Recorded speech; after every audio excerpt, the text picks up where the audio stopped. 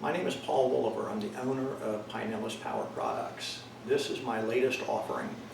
It is a wireless remote shutoff for the Honda EU2000i.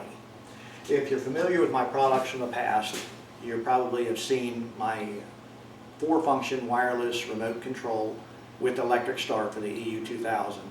What it would do is start it, stop it, toggle it in and out of economy mode, and turn the outlets on and off by remote control. The two main problems with that kit were, number one, it took between 7 and 8 hours to install it. Number two, it was $1,200 for the kit. This kit returns to the roots of the Honda EU2000. It is simple, it is easy to install, it is reliable, and it is inexpensive. Let's go ahead and take a look at the kit. It includes everything you need. A simple, quick, written instruction. A flash drive disguised to look like a bottle opener, complete with a shameless advertisement for myself on the front and the back. This flash drive contains the video that you're watching right now. You can either watch it on the flash drive or watch it on the website. Incidentally, this flash drive is an 8 GB flash drive, so once you install the kit, you can erase my video and use it for whatever you'd like. Unfortunately, I am told that customs agents in certain countries confiscate all electronic media, which either they're afraid that I am transporting some kind of illegal documents, or they simply want to have a flash drive that looks like a bottle opener for themselves.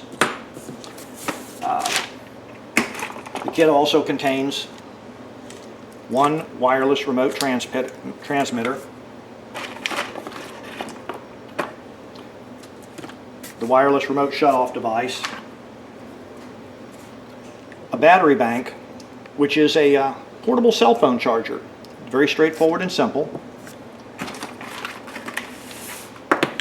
A cell phone charger plug-in, and a power cord. So the first thing to do is go ahead and plug the power cord in.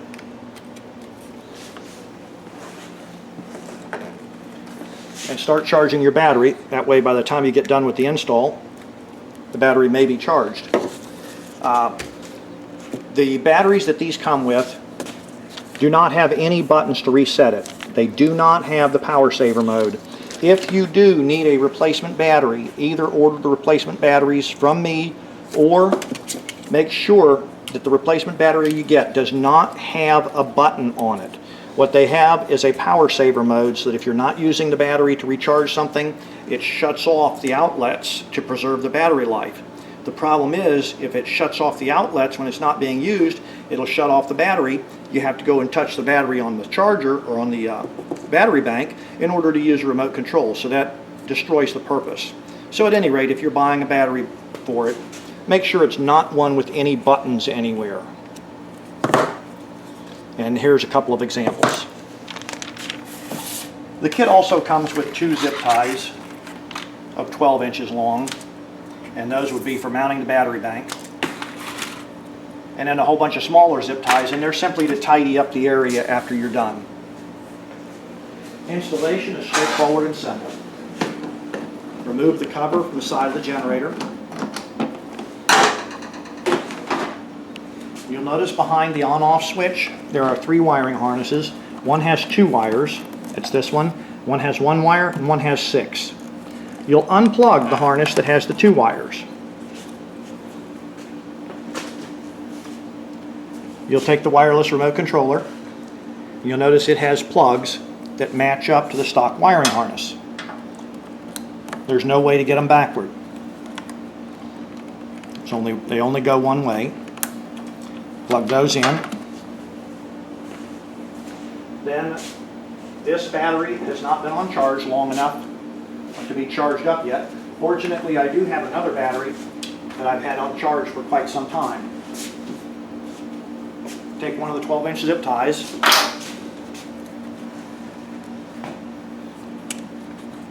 and feed it around the air intake.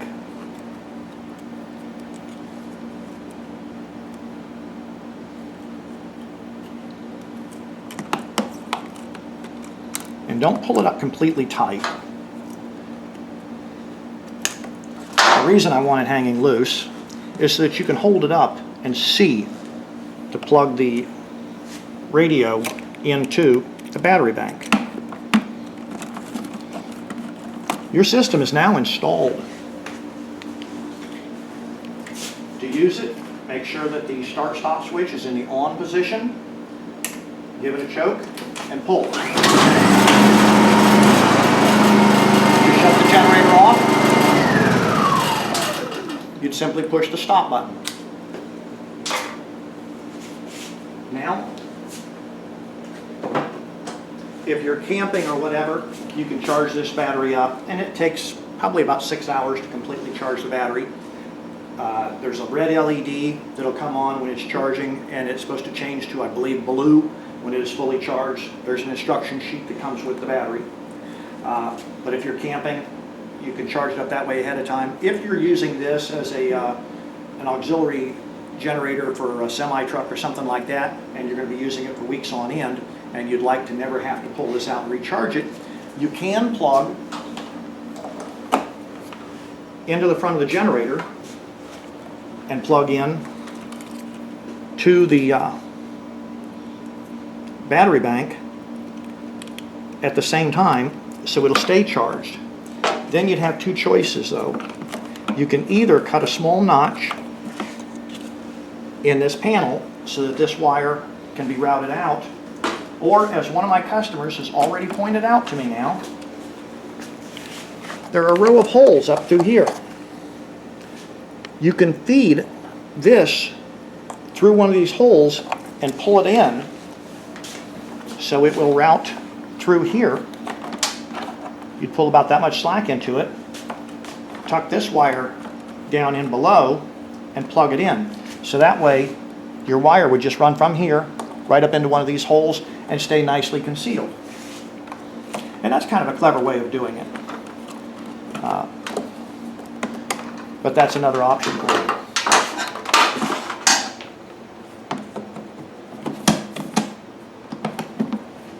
So at any rate, that's all there is to the install of this. And that should just about do it.